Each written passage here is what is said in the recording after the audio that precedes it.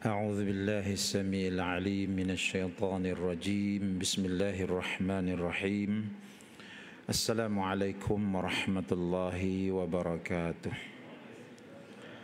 الحمد لله والصلاة والسلام على رسول الله وعلى آله وأصحابه أجمعين أما بعد. Yang saya hormati Tuan Pengurusi Majlis, merangkap Tuan Imam kita, Tuan Nazir Masjid dan ahli jawatan kuasanya, seterusnya pegawai-pegawai masjid, tuan-tuan dan puan-puan, adik kakak yang saya hormati sekalian.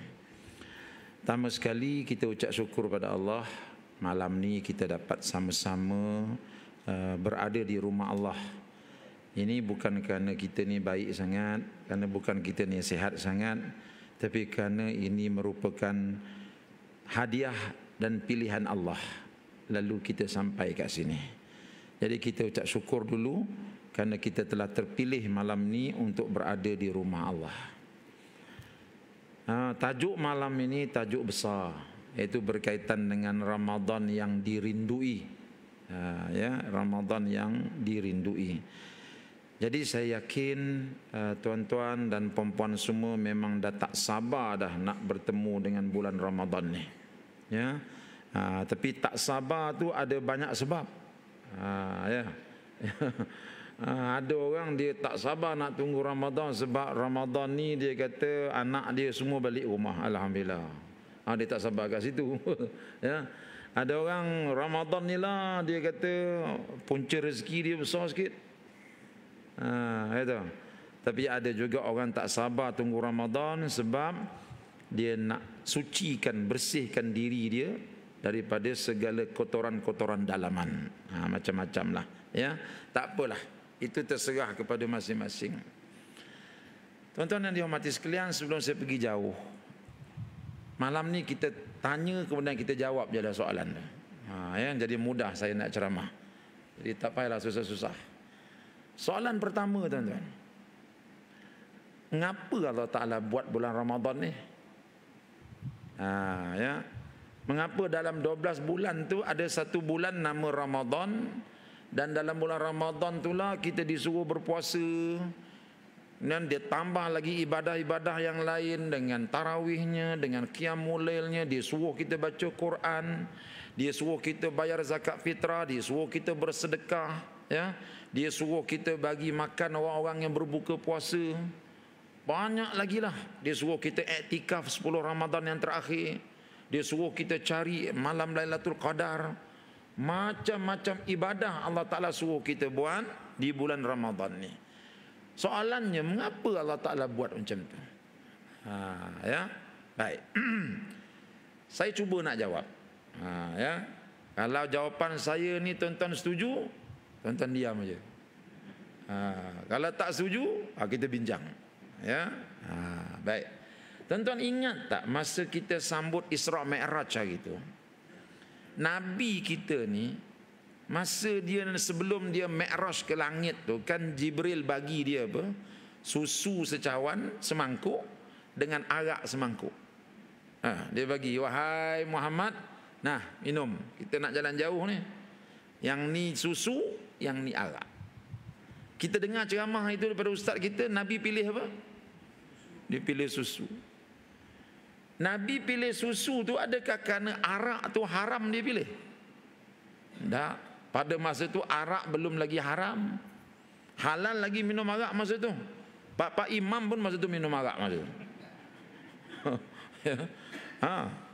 Dia arak ni tuan-tuan, dia lambat dia haramkan, lambat. Tahun yang ketiga hijrah baru dia haramkan. Sebelum tu para sahabat minum arak biasa je. Ya, biasa. Sampai dia orang minum arak tengah-tengah steam mabuk tu pun nak tahu waktu sembahyang mereka sembahyang. Itu. Yang steam tu pula jadi Pak Imam. Bila jadi Pak Imam baca Fatihah lepas. Lepas tu dia baca kuliah, dia tak jumpa stesen. Kan kuliah kan dia belakangnya sama. Semenjak hari itu Allah Ta'ala tegur mereka, la takrabus solata wa antum sukara. Semenjak hari ini kata Allah, jangan kamu hampiri solat dalam keadaan kamu mabuk. Lepas tu sahabat-sahabat tak minum arak dah. Bila nak solat semua jaga, jangan minum arak. Tapi lepas bagi salam aja, assalamualaikum, assalamualaikum, imam dikenyit kat Bilal, Bilal jom. Sebab masa itu tak boleh minum arak, masa semayang je. Lepas semayang minum. Jadi minumlah orang Islam lepas semayang, halal. Ya, bila dah minum mabuk lah tuan-tuan. Bila mabuk Pak Imam jatuh longkang. Itu Bilalnya jatuh longkang. Umar Ibn Khattab tengok, dia kata, ya Rasulullah, kita ni kan sebaik-baik umat, takkan macam ni perangai kita. Itu yang Allah Ta'ala turunkan ayat, innamal khamru wal maisiru wal ansabu wal azlamu rijsum min amali syaitan fajtanibuh.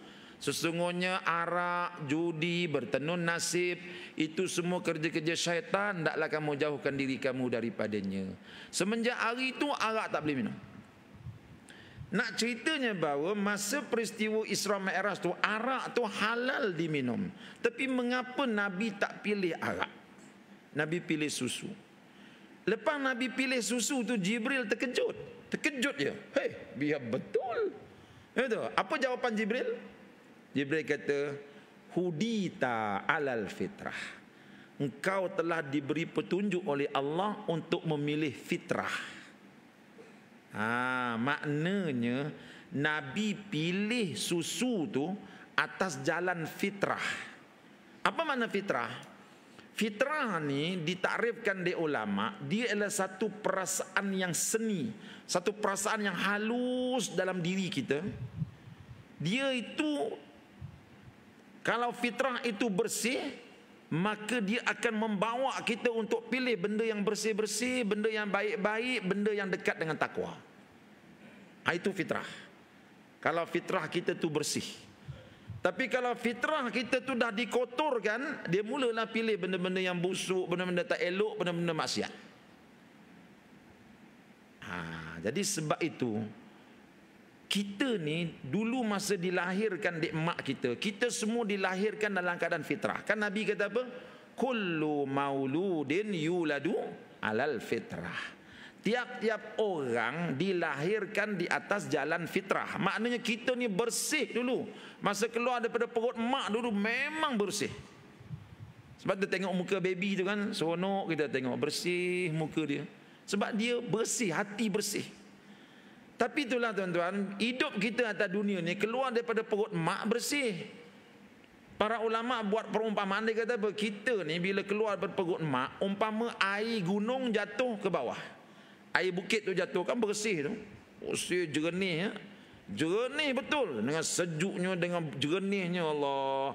Tapi bila air ni jatuh, dia jalan dekat tanah warna hitam. Apa jadi pada air tu? Tukar jadi hitam. Dia jalan ke depan lagi, jumpa tanah merah. Jadi jadi air merah pula. Itu. Dia masuk pula kawasan kilang, apa jadi? Jadi legam habis. Betul tak? Ya. Begitulah fitrah manusia. Masa kita lahir itu bersihnya, ya Allah.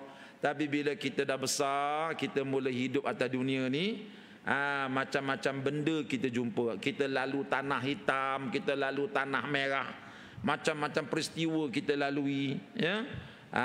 Jadi sedikit demi sedikit fitrah tu dia jadi tumpul. Tumpul sebab apa?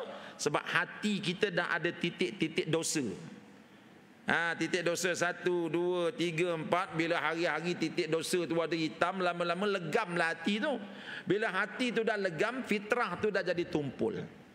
Bila dia tumpul, fitrah ni bila dia tumpul, dia dah tak suka kebaikan lah. Dia akan cari kejahatan. Perasan tak tuan-tuan hidup manusia ni? Ya. Cuba tengok pada bulan Ramadan, mudah tak kita nak buat amal kebaikan? Ya, bulan Ramadan kan mudah tak nak buat solat witir? Mudah ha? Mudah betul. Lepas tarawih padahal dah 20 rakaat tu. Itu lutut pun dah sakit dah. Tiba-tiba autiru wa majjidu wa azimu syahrakum syahra siyami rahimakumullah. Betul. Kita pun bangun. Mudah aja nak buat solat witir bulan Ramadan. Habis Ramadan, macam mana witir kita? Nak pula lepas isyak tu tercium pula bau dekat belakang tu nasi biryani gamnya lah. Tu. Silat-silat semai sunat lepas isyak pun tak buat. Ini kau pula witir. Sebab apa bulan Ramadan mudah nak buat baik, mudah nak beribadah. Sebab hati kita yang kotor tu, fitrah kita yang dah tumpul tu sudah dapat dibersihkan semula. Bila dia telah bersih, kita akan mudah untuk buat kebaikan. Kita akan cenderung untuk buat kebaikan. Tapi bila hati ni kotor, fitrah tu tumpul, apa jadi pada manusia?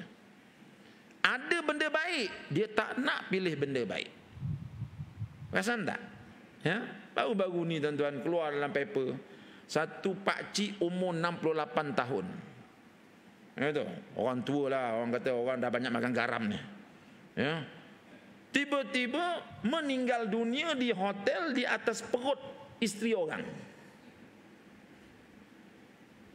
Bila dah meninggal, jadi perempuan ni pun kelang kabut lah, dia panggil lah orang tu. Panggil orang, tengok ingatkan suami dia. Rupanya perempuan ni ada suami dia, yang ni ada isteri dia. Mereka, lelaki ini meninggal dunia ketika sedang buat maksiat. Daging yang halal ada tak kat rumah? Ada daging halal. Tapi mengapa dia cari yang haram? Padahal dah 68 tu, 68 ni orang kata, dah macam-macam pengalaman hidup ada. Tapi mengapa dia pilih kejahatan? Apakah dia tak tahu benda tu berdosa? Mustahil dia tak tahu. Apakah dia tak tahu kalau tertangkaplah Allah malunya? Apakah dia tak tahu? Dia tahu. Tapi bila fitrah tu dah mati, hati tu nak ke sana. Nampak tu, bila fitrah dah mati. Ya. Saya dulu masa di penjara Kajang dulu, hari Selasa ni masuklah banduan-banduan baru ni. Ada satu pakcik tu, dia masuk kat Kajang tu terpaksa tolak dengan troli. Dia tak boleh jalan sebab gaut dia kuat sangat.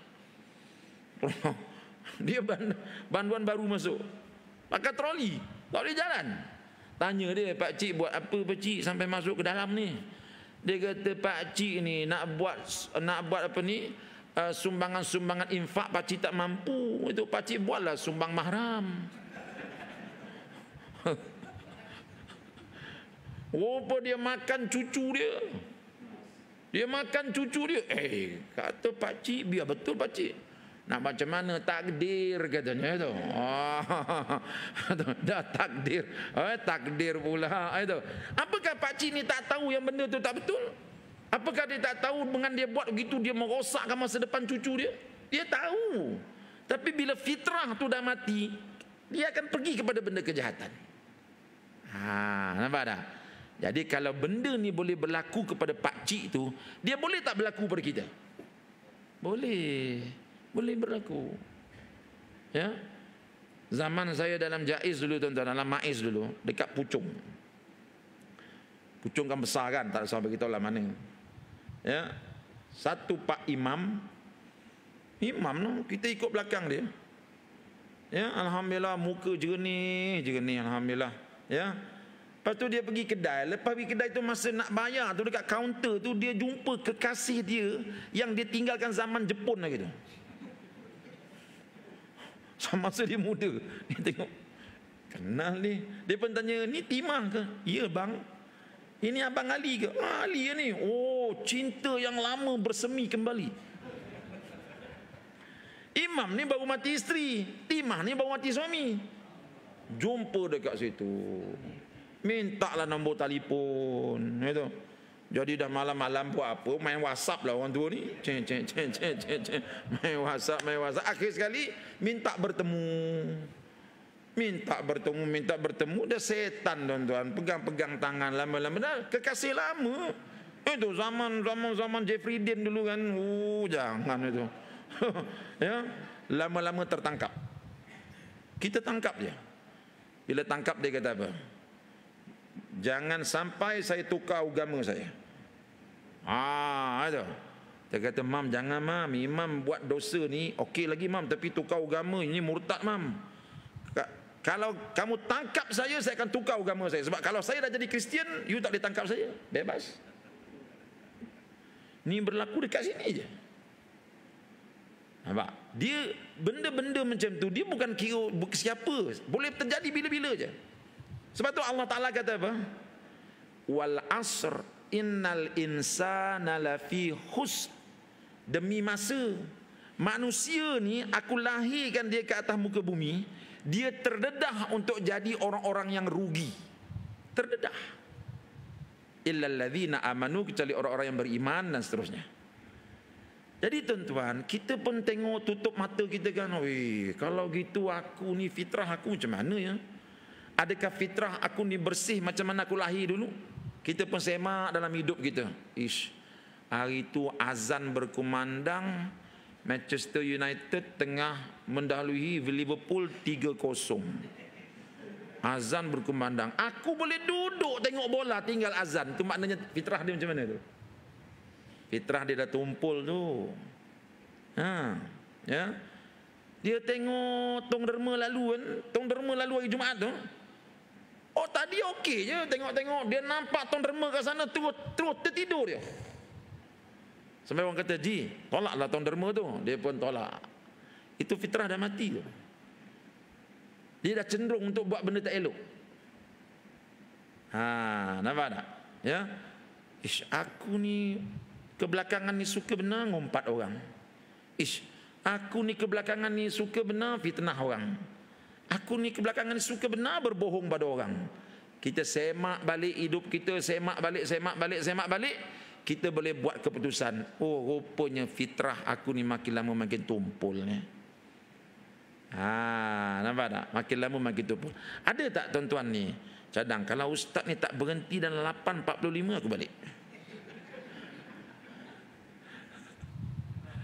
Tak ada kan? Ini makna fitrah hidup ni. Mana saya boleh berhenti 10.45. Orang fitrah hidup tu. Fitrah hidup nak buat apa kita takut? Dia okey je. Tuan-tuan, kita kena ingat tau bahawa kalau kita jumpa Allah dalam keadaan fitrah kita tu tumpul, hati kita kotor, apa jadi? Allah dah bagi amaran, dia kata apa? Yauma la yanfa'u malun wala banun illa man atallaha biqalbin salim. Manusia, kamu kena ingat, hari ni kamu kuat melompat kan, kamu ke sana ke sini, kamu kuat tubuh badan kamu, tapi satu hari nanti kamu tetap akan mati. Bila kamu mati, kamu jumpa aku nak beritahu kamu satu je, apa dia? Orang yang berjaya berjumpa aku hanya orang yang balik bawa hati yang bersih. Siapa-siapa bawa hati yang kotor, dalam tu ada hasad dengki, dalam tu ada dendam kesumat, dalam tu ada benda tak elok, Allah kata orang ni jadi orang rugi ke akhirat nanti. Jadi kita pun mula fikir, aku ni ada juga sikit-sikit dengki ni. Tengok adik aku beli kereta besar, berderau darah aku, ada dengki aku ni. Tengok kakak aku dapat beli rumah besar, berderau juga darah aku. Ada dengki ni. Kalau dengki tu ada, tiba-tiba kita mati, Allah kata sakit kamu ke akhirat nanti. Sebab yang balik jumpa aku, yang selamat hanya hati yang bersih. Jadi kalau begitu tuan-tuan, eloklah malam ni sebelum masuk bulan Ramadan, tuan-tuan pakat-pakat ambil kertas A3 paper ataupun A4 paper. Letak nombor 1, apa dosa yang kita pernah buat. Tulis 2, 3, 4, 5. Ya, kalau tak cukup 1, buat 2 kertas, senaraikan. Mengaku je depan Allah. Hasibu anfusakum qabla an tuhasabu. Hisaplah diri kamu sebelum Allah hisap kamu di padang mahsyar. Malam ni kita berterus terang dengan Allah. Ya Allah, ni dosa aku, ya Allah. Ni dosa aku, ni dosa aku, ni dosa aku. Yang buatnya tangan ni lah, yang buatnya tangan ni, yang buatnya mata ni, yang buatnya telinga ni. Ni dosa aku, ya Allah. Kita tengok balik, banyak dosa ni. Kalau banyak ni lah agaknya, berapa sen tinggal fitrah dalam hati aku ni. Aku ni makin tua, esok lusa dah dekat dah ni. Macam mana kalau aku pergi jumpa dia dalam keadaan hati tak bersih ni? Maka dia akan datangkan rasa risau dalam hati kita. Risau tuan-tuan, risau. Ya. Bila rasa risau tu ada, orang inilah yang akan merindui Ramadan. Sebab apa? Sebab dia tahu bulan Ramadan ni datang dia sebagai bulan penyucian jiwa. Allah Ta'ala buat bulan Ramadan ni untuk kita bersihkan hati kita supaya fitrah kita menjadi kuat kembali. Sebab itu bila habis bulan Ramadan, kita sambut raya apa? Raya fitrah. Bukan sebab kita bayar fitrah. Meraihkan kemenangan kita kerana sudah kembali kepada fitrah yang asal. Lalu kita pun meraihkan hari raya Idul Fitri. Jadi tuan-tuan, puasa ini memang saat yang ditunggu-tunggu oleh orang-orang yang rasa bersalah depan Allah. Tunggu bila nak masuk Ramadan ni. Ya, sebab itulah kita tengok Nabi, walaupun dia tak ada buat salah depan Allah, dia menunggu bulan Ramadan tu. Dia punya tunggu tu lain macam. Bermula bulan Rejab lagi dia dah angkat doa dah. Tu yang dia ajar kita doa tu apa dia? Allahumma barik lana fi Rajab wa Sya'ban wa balighna Ramadan. Dia nak zahirkan rasa rindu dia, dapat ke tak dapat aku jumpa Ramadan ni? Dapat ke tak dapat? Terus dia angkat tangan, ya Allah, berkatilah kami di bulan Rejab dan Sya'ban dan panjangkan umur kami biar kami dapat jumpa Ramadan. Minta dia pada Allah. Kalau kita sepanjang 3 bulan ni duk berdoa benda ni dengan bersungguh-sungguh, maknanya memang ada rindu lah tu dalam hati pada bulan Ramadan. Tapi kalau 3 bulan ni kita tak ada doa benda ni, kalau doa pun sekadar amin-amin aja, tak ada dengan penuh perasaan, kita kena tanya, kita ni rindu ke tidak pada bulan Ramadan? Ya. Jadi tuan-tuan, sebab itulah kita sebelum masuk Ramadan ni, perkara pertama kita kena fikirkan muhasabah semula diri kita, di mana kita di hadapan Allah. Ya. Jadi baik. Nabi SAW punya gembiranya dia bila masuk saja bulan Ramadan, apa dia buat?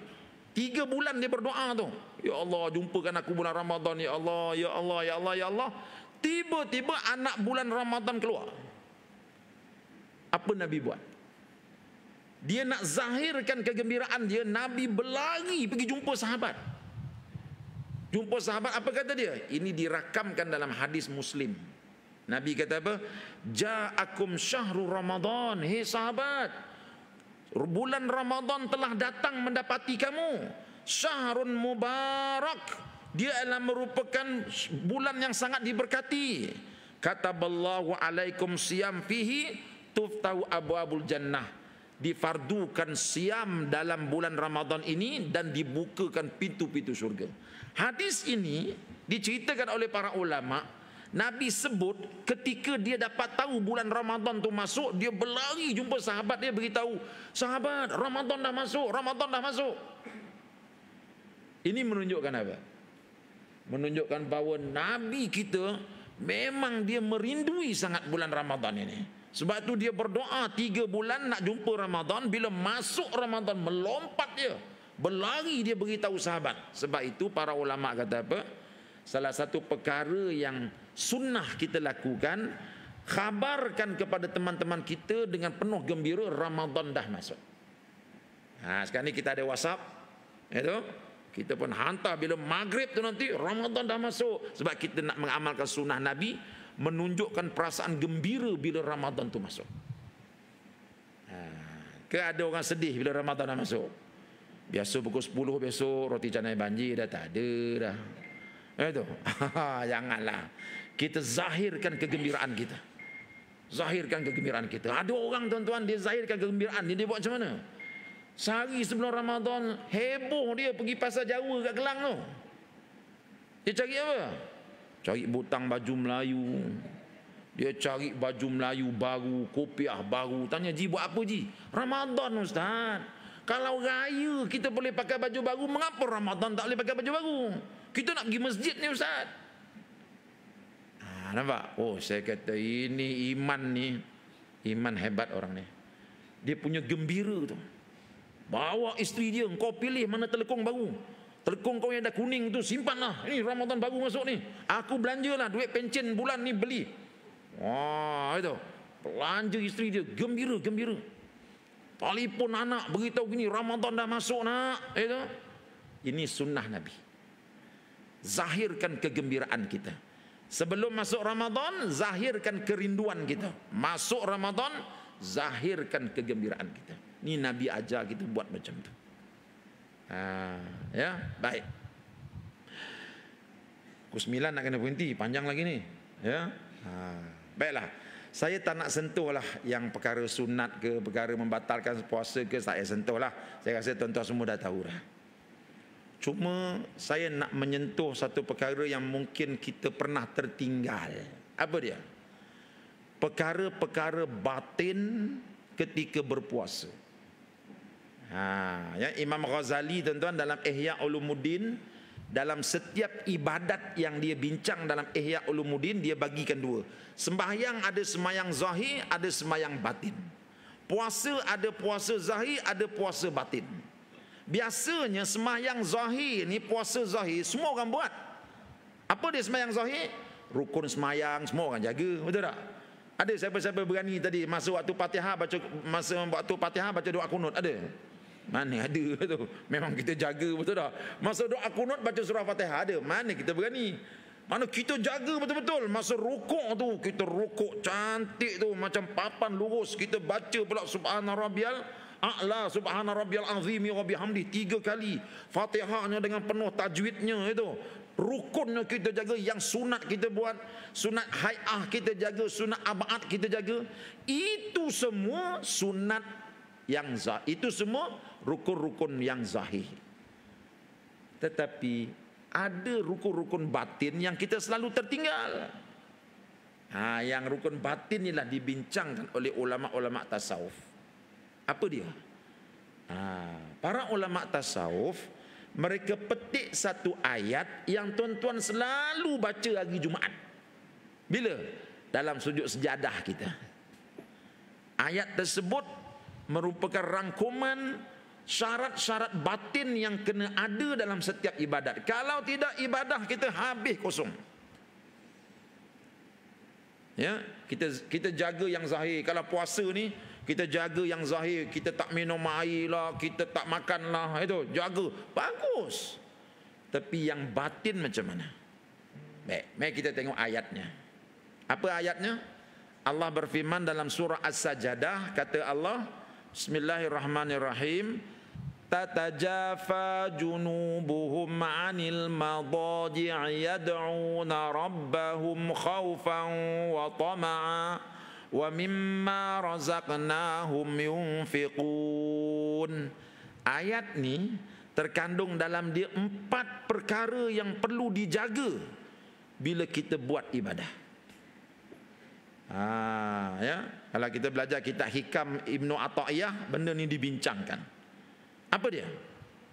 Tengoknya, tatajafa junubuhum 'anil madaji'. Orang-orang yang beriman kepada ayat-ayat Allah, mereka itu lambung-lambung mereka jauh daripada tempat pembaringan mereka di malam hari. Maknanya mereka ni kuat semayang, kuat beribadah.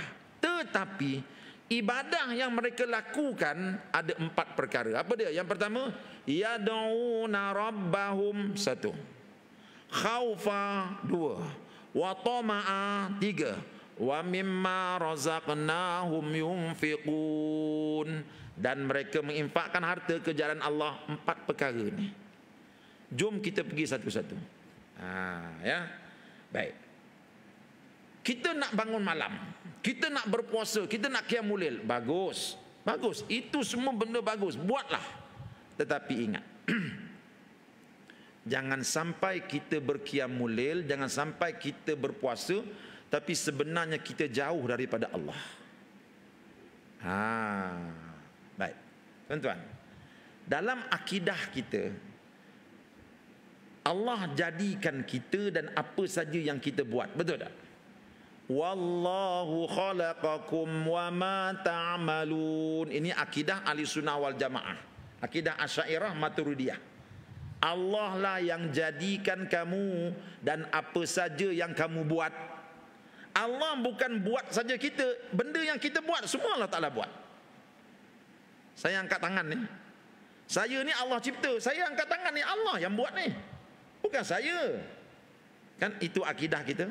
Kita beriman bahawa pencipta tunggal di alam ini hanya Allah. Allah lah yang memberi kematian, Allah lah yang memberi kehidupan.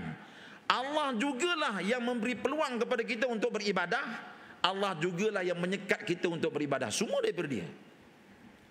Sebab itu, menyedari perkara ini, orang-orang yang beriman, mereka selalu berdoa kepada Allah. Ya Allah, aku bukan mampu nak puasa ya Allah, aku bukan mampu nak qiyamul lail ya Allah, kalau tidak dengan rahmat dan izin daripada Engkau ya Allah. Cuba tuan-tuan tengok Nabi sebelum dia puasa, ya, apa doa Nabi? Allahumma a'inna 'alal qiyami wasiyami. Apa lagi? Kan, wa tilawatil Quran. 3 benda Nabi doa. Ini belum masuk bulan Ramadan ni, dia doa dah. Ya Allah, Engkau tolong aku ya Allah, tolong aku. Tolong apa? Tolong supaya aku dapat bangun malam bulan Ramadan. Tolong supaya bulan Ramadan ni aku dapat baca Quran. Tolong bulan Ramadan ni supaya aku dapat berpuasa. Nabi yang hebat tu pun masih minta tolong dengan Allah. Apa maknanya Nabi minta tolong dengan Allah? Bermakna Nabi faham, kalau dia boleh berpuasa, itu merupakan rahmat daripada Allah menyebabkan dia boleh berpuasa. Kalau dia boleh bangun qiyamul lail, bukan kerana dia hebat, tetapi itu rahmat daripada Allah menyebabkan dia boleh bangun berqiyamul lail. Maknanya Nabi mengajar kita, sebelum masuk bulan Ramadan ni, angkat kita punya harapan kepada Allah supaya Allah Ta'ala mudahkan kita beribadah. Ini dipanggil ar-raja. Ya, dalam tasawuf dia panggil apa? Ar-raja, mengharapkan Allah. Jangan bagi nampak diri kita. Sebab itu ulama kata apa? Tanamlah dirimu di tanah yang hina, jangan bagi nampak diri kamu. Bila kita beribadah, kita nampak diri kita yang buat, habis kita telah mensyirikkan Allah. Ya, haji rajin qiyamul lail je Ramadan ni, orang tak datang masjid pukul 3 haji datang dah. Oh, saya dah pencen banyak masa, bolehlah datang. Kebetulan anak beli ke suplemen tu sihat badan saya, bapatlah saya datang. Allah kat mana?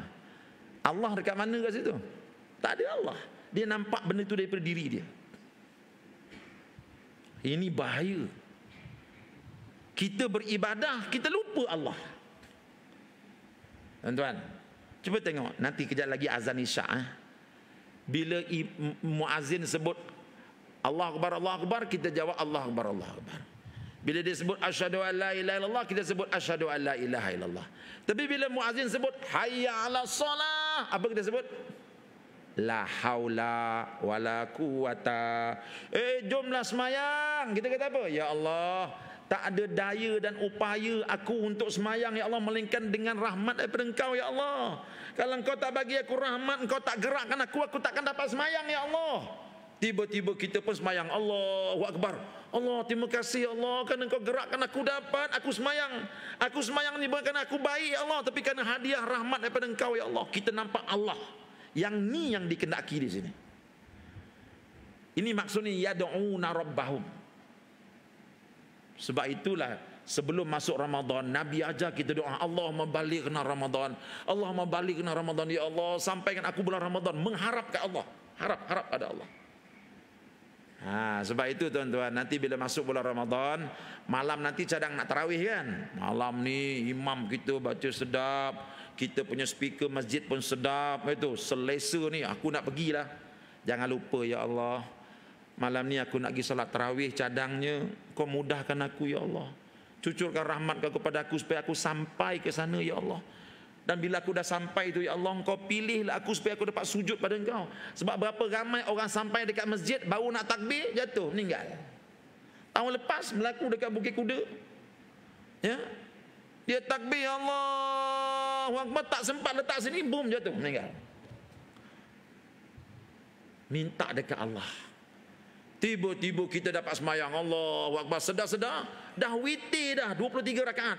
Terima kasih Allah, kurniaan kau pada aku sangat mahal ya Allah. Kalau bukan daripada rahmat kau, aku takkan dapat semayang. Kita nampak Allah, Allah yang buat kita tu, bukan kerana kehebatan kita.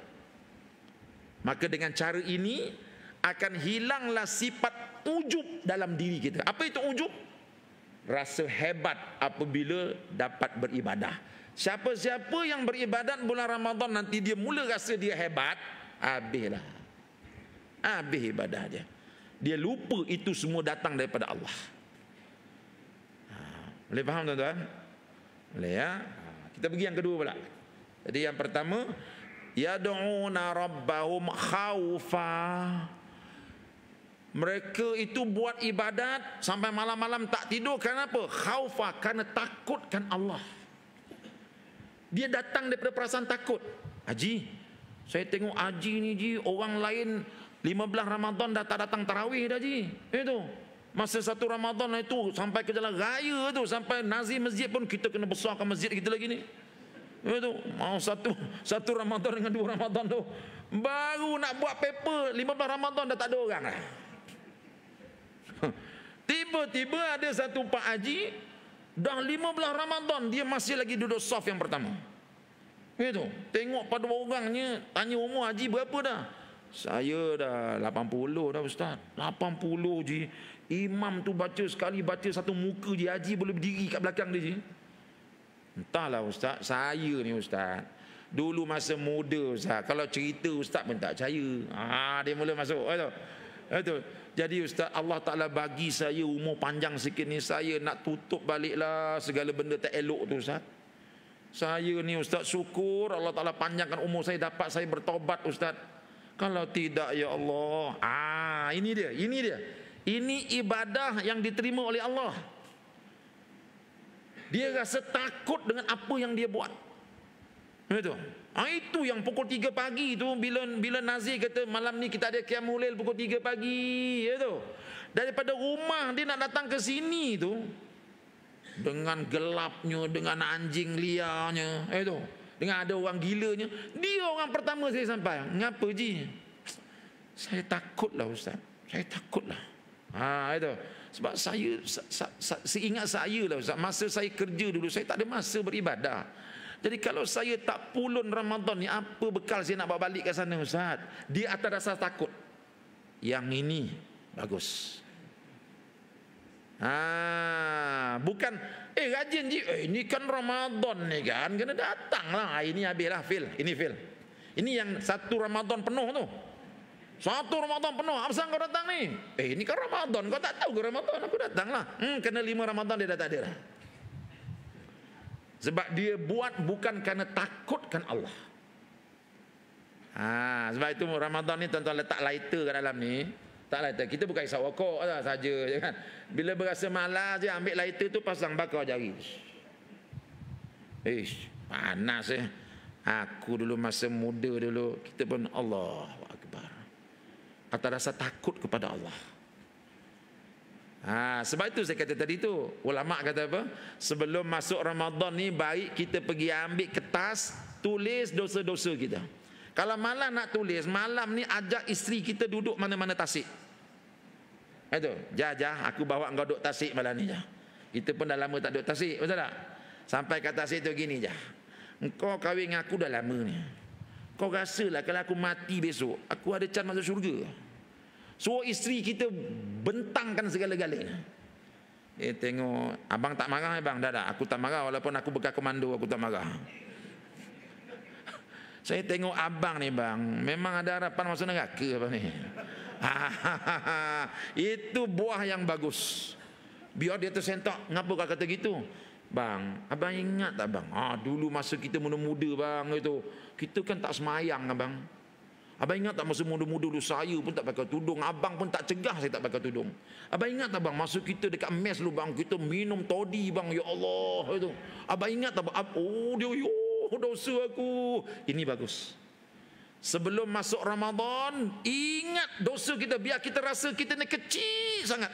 Allah, ya Allah, kalau aku mati besok macam mana ya Allah? Itu yang bila masuk Ramadan tuan-tuan, tuan-tuan tengok 23 rakaat dia akan setia duduk belakang.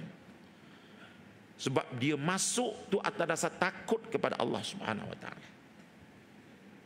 Habis. Ya. Yang ketiga, tam'a. Khaufa wa tama'a. Apa makna tama'a? Tamak haloba. Apa benda yang dia tamakkannya? Dia tamakkan kurniaan Allah. Itu.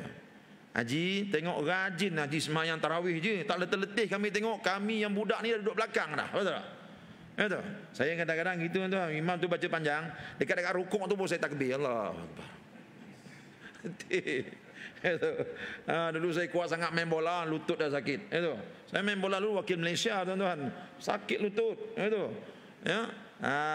Tapi Pak Haji ni tengok, kuat Haji ni. Ngapa Ji? Tak tahulah Ustaz. Hari tu dengar ceramah satu tok guru, dia kata, ya, ada seorang sahabat Nabi, dia minum kopi dengan Nabi, minum teh dengan Nabi. Tengah-tengah ketawa dengan Nabi, tiba-tiba dia menangis. Nabi tanya, "Ngapa kau nangis, Mat?" "Ya Rasulullah, hari ni aku dapat minum kopi dengan kau, dapat minum teh dengan kau, suka aku. Tapi besok dekat akhirat besok, engkau tentu masuk Jannatul Firdaus. Aku ni belum tentu masuk syurga. Kalau masuk syurga pun bawah-bawah tu lah. Engkau Nabi, kita akan berpisah ya Rasulullah." Nabi tanya, "Engkau nak ke berjiran dengan aku kat syurga nanti?" "Naklah ya Rasulullah." "Gini, aku bagi engkau satu kerja." "Apa dia?" "Alaika bi kathratis sujud." Hendaklah engkau banyakkan sujud kepada Allah. Ustaz, bila saya dengar benda ni Ustaz, itu saya rasa nak berjiran dengan Nabi lah dalam Jannatul Firdaus. Sebab itu saya tak apalah, 23 pun 23 lah Ustaz, saya ikut. Makin banyak sujud, makin dekat saya dengan Nabi. Dia buat benda tu kerana tamakkan kurniaan Allah. Yang ini kuat tuan-tuan, yang ni kuat. Yang ni kuat.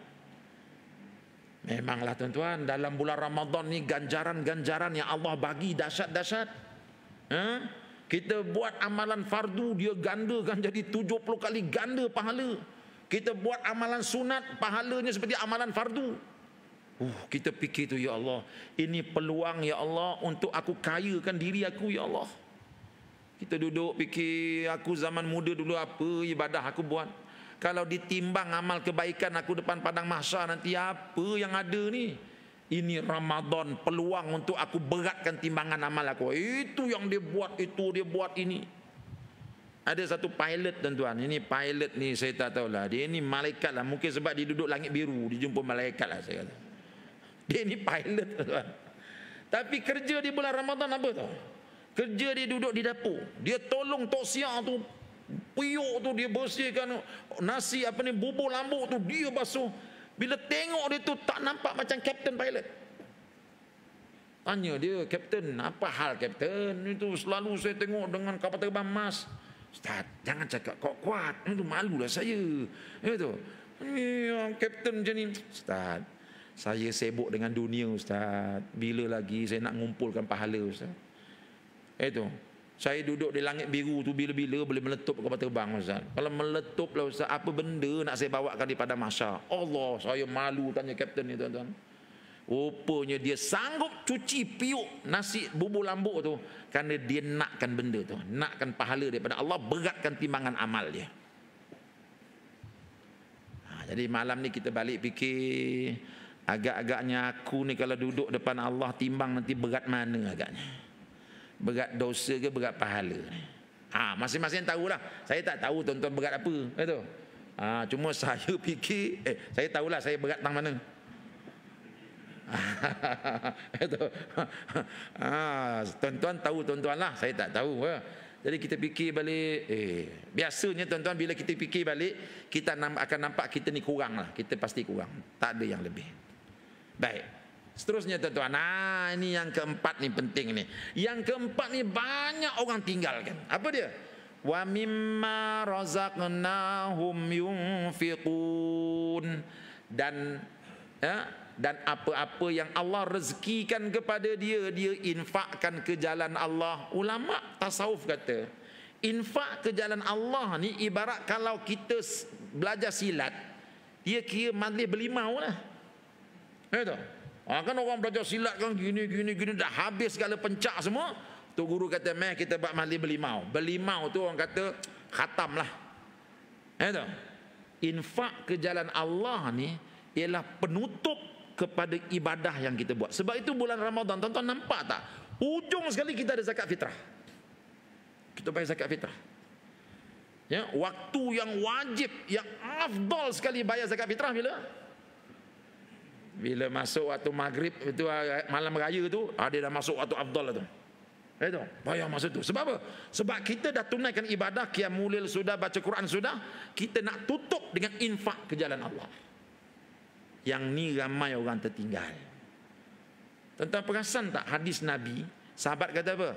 Anas bin Malik kata, aku berkawan dengan Nabi ni bukan sehari. Nabi ni dia kata orang yang cukup suka bersedekah. Tapi bila masuk bulan Ramadan, makin Ramadan tu nak ke hujung, makin laju dia bersedekah. Mana satu Ramadan tu mungkin dia sedekah waktu subuh je. Bila dekat-dekat 25 Ramadan, subuh bagi, zuhur bagi, asar bagi, sedekah. Sebab apa tu? Sebab ibadah tanpa sedekah, ibadah yang tidak berbuah. Ya, sedekah ni apa dia? Sedekah ni kita mematikan segala tuhan dunia dalam diri kita. Kan duit tu boleh jadi tuhan tu, jaga-jaga tu. Duit, kemewahan dia boleh jadi tuhan.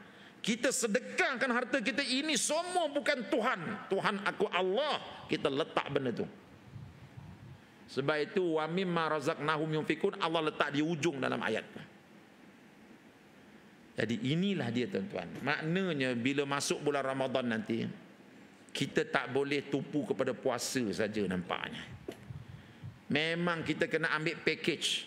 Puasa pun kena buat, tarawih pun kena datang, Quran pun kena baca, sedekah pun kena banyak, zikrullah pun kena banyak, ya, bagi orang buka puasa pun kena buat. Semua tu kita kena buat sebab dia datang dalam package yang Nabi letakkan.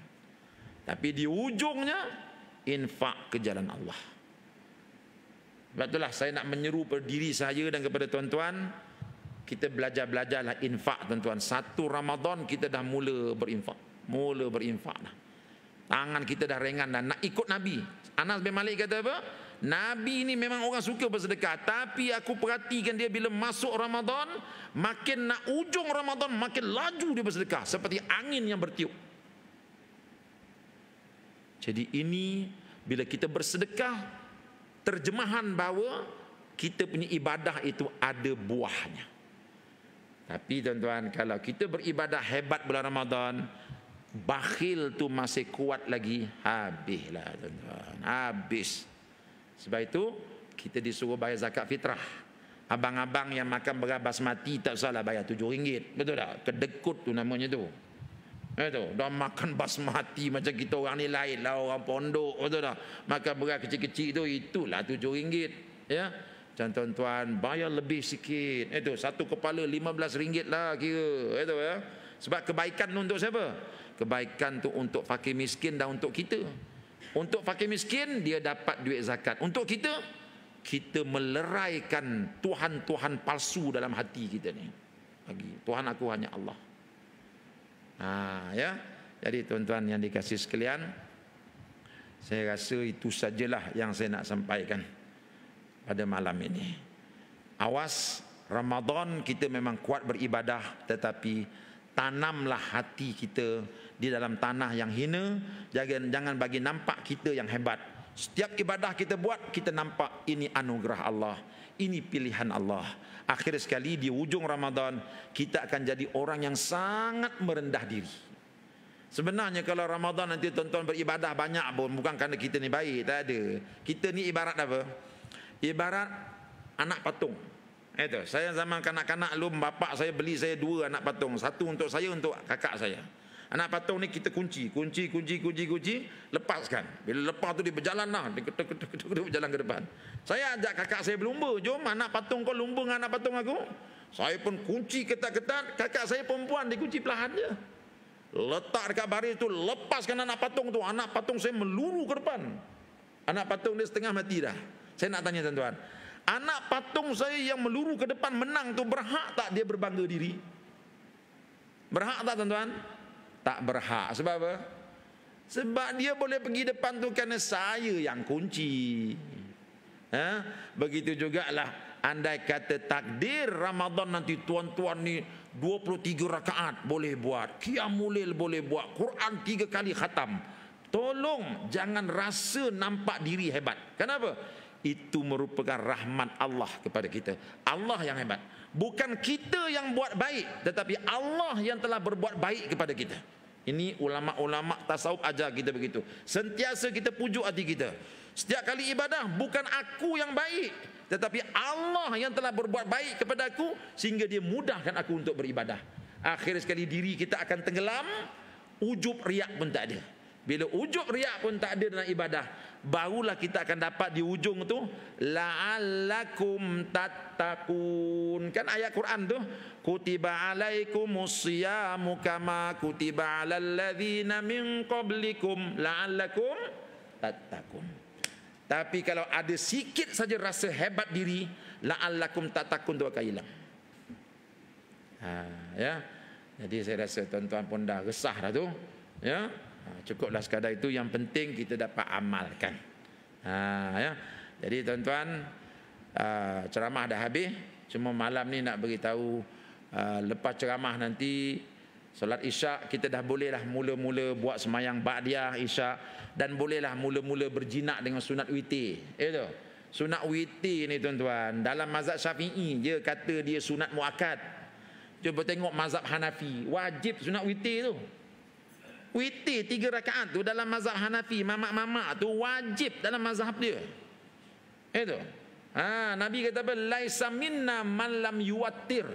Bukan di kalangan umat aku orang yang tak tunai solat witir. Tu yang Imam Hanafi kata wajib solat witir tu. Lepas tu kita tengok mamak-mamak ni bila lepas isyak dia mesti Allahu Akbar 3 rakaat baru dia balik.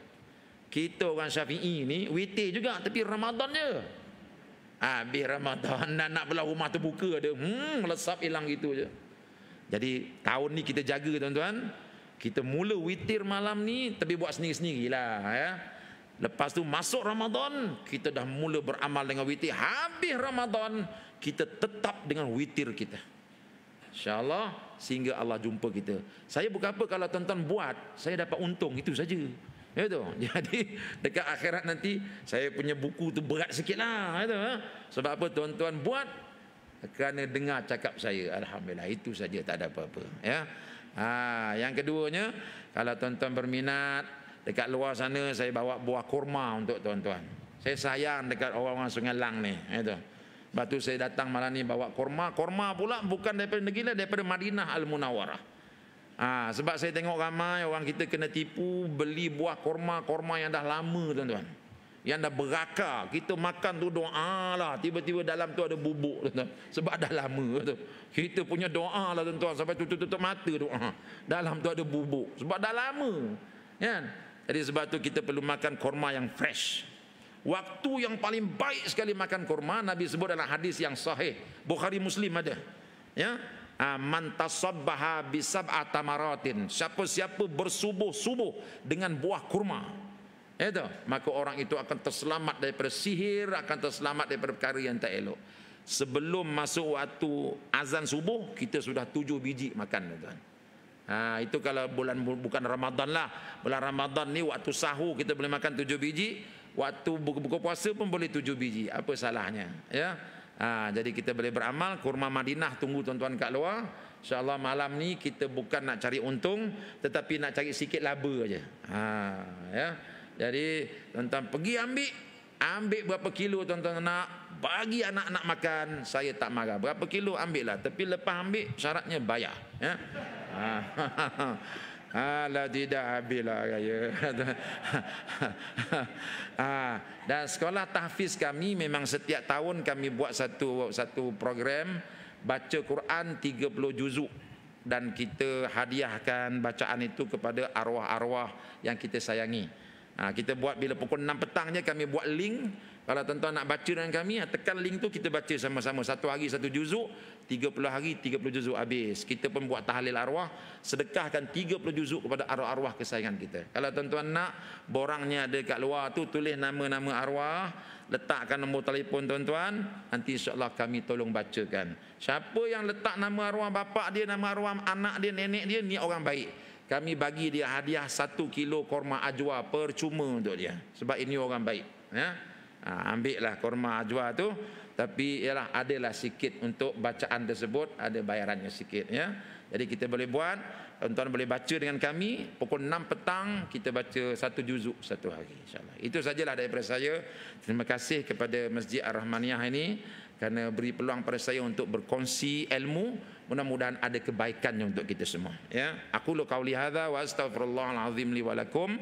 Assalamualaikum warahmatullahi wabarakatuh. Bismillahirrahmanirrahim. Alhamdulillahi rabbil alamin, wassalatu wassalamu ala rasulil amin wa ala alihi wa sahbihi ajma'in. Allahumma nawwir qulubana binuri hidayatika kama nawwartal arda binuri syamsika abadan abada. Ya Allah, terangkanlah hati kami dengan cahaya hidayah darimu, seperti mana engkau telah terangkan dunia ini dengan cahaya mataharimu. Rabbana atina fid dunya hasanah wa fil akhirati hasanah wa qina azaban nar. Walhamdulillahi rabbil alamin. Taqabbalallahu minkum.